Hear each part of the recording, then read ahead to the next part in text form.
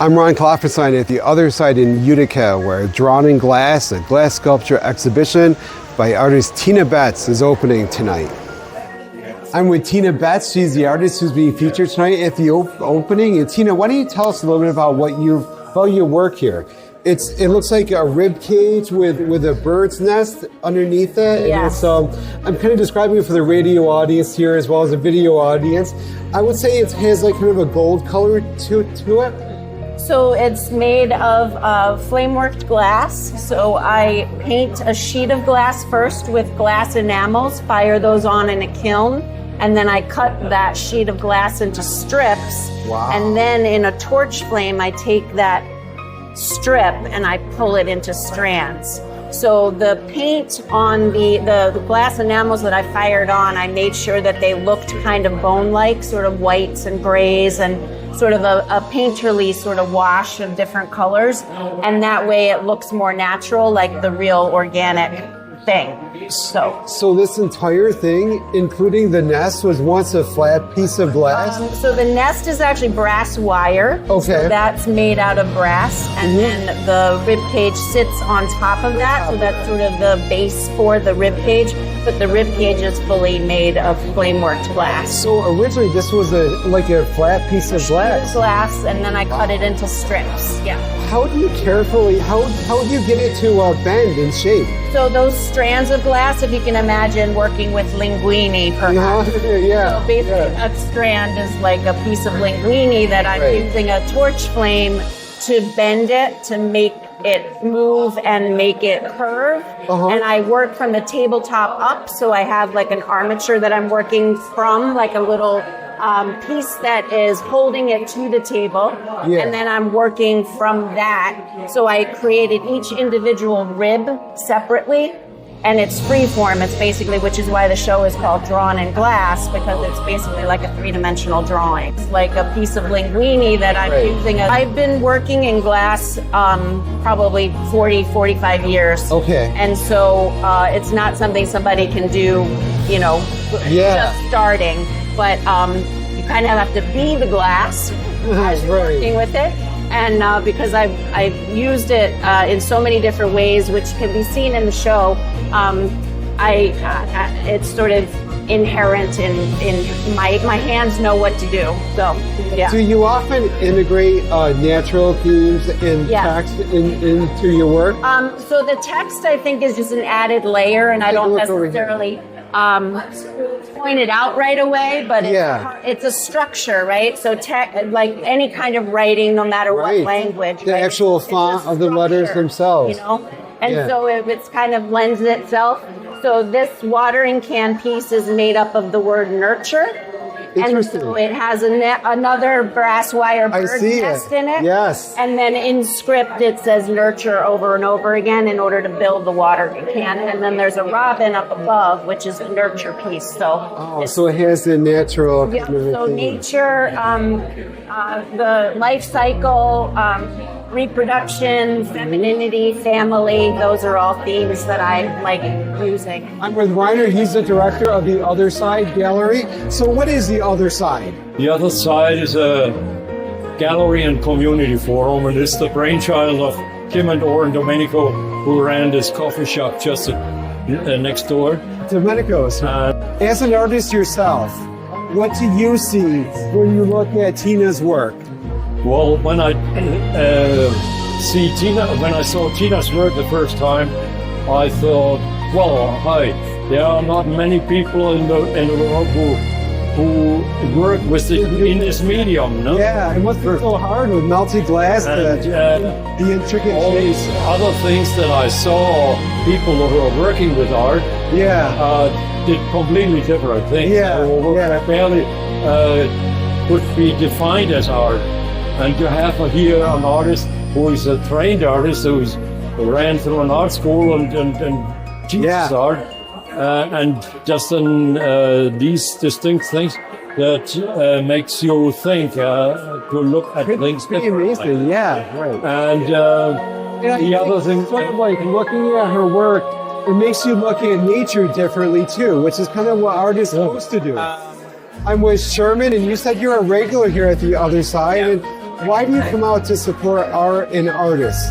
I think that art as a whole is something that is not highly valued in our society at large. And I think it is important to work on, there tends to be a focus on the economic development of a particular location, but I think the cultural capital is something that is equally, if not more, valuable to the health of a community. And I think that this place is a great place to foster that and create that movement here in Utica, because I think that this place is by people that love Utica, and it's for people that love Utica and want to support people that are doing things like this in the area. Why do you love art? That's a really tough question. Why is it important to add to our cultural capital?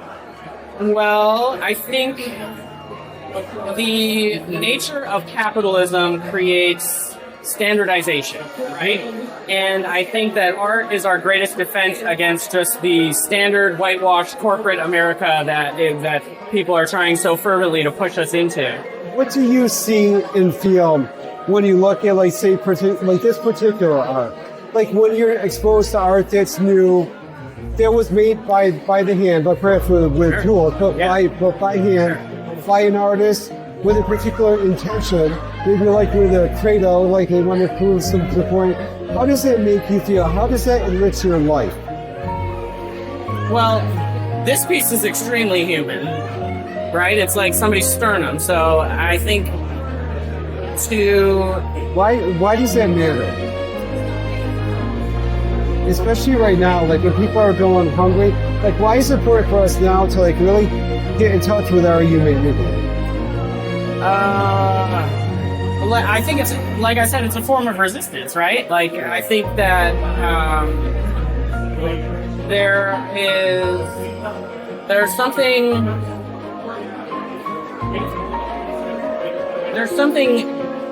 I think it's part of the idiosyncrasy, right? It's like you're trying to remain unique and particular and present to one place and time. Yeah. And I think that something like this, which was created by a woman from my place and time, is going to resonate with me because I've lived here my entire life.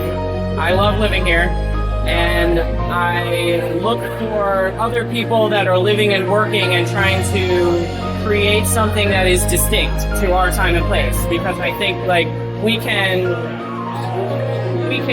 live in nostalgia, but that belongs to something else, to other people, to a different time. Right. So I think like art, especially contemporary art or artists that are currently living and working in the field at the same time as you are living and working in the field, is important because it's particular to your time and place. And the uniqueness is kind of what makes us human. Yeah, absolutely. So why glass? I kind of have a love-hate relationship with glass. So I've been around it all my life. My parents had a fused ornaments business, fused glass ornaments, and so I stayed away from it for a very long time for that reason. But I got bit by the bug when I started casting glass, so pouring it hot from a furnace.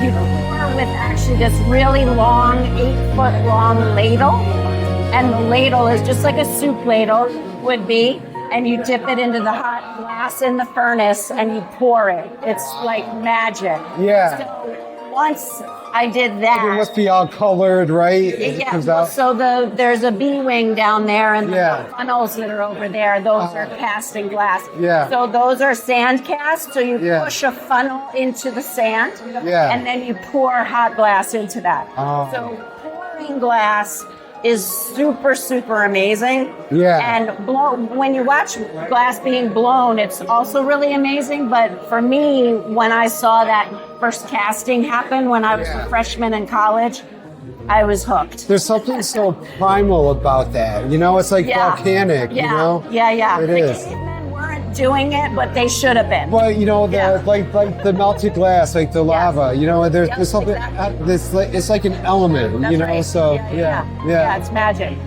The other side is open to the public on Thursdays and Saturdays, and Tina Betts' glass sculptures will be on display throughout November. At the other side, I'm Ron Klopfanstein for 95.5 FM, The Heat.